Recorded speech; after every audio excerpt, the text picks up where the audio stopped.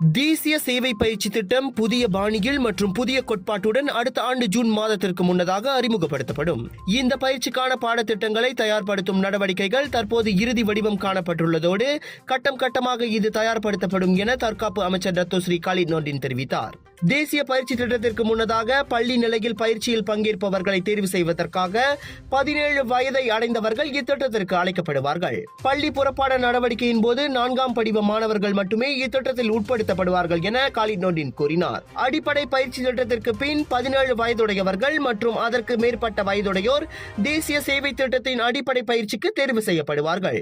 நாடு முழுவதிலும் 13 தொண்டூழியர் ராணுவ முகாம்களிலும் 20 பொது பல்கலைக்கழகங்கள் மற்றும் பல்வேறு தொழில்நுட்ப கல்லூரிகளிலும் பயிற்சிகள் நடைபெறும். குடிமை விவரங்கள் 30 விழுக்காடும் இதர 70 விழுக்காடு ராணுவ பயிற்சியிலான பயிற்சிகளையும் தேசிய பயிற்சி சேவை கொண்டிருக்கும் என இன்று நாடாளுமன்றத்தில் ஜலி நாடாளுமன்ற உறுப்பினர் ஜஹாரா கட்சி எழுப்பிய கேள்விக்கு பதில் அளித்த போது காலித் நோர்டின் தெரிவித்தார். சுயநம்பிக்கை, நாட்டுப்பற்று, தேச உணர்வு மற்றும் நாட்டின் ஒற்றுமை உணர்வு போன்ற அம்சங்களை வலியுறுத்தும் வகையில் தேசிய சேவை பயிற்சி திட்டத்திற்கான உள்ளடக்கம் கொண்டிருக்கும் என அவர் கூறினார்.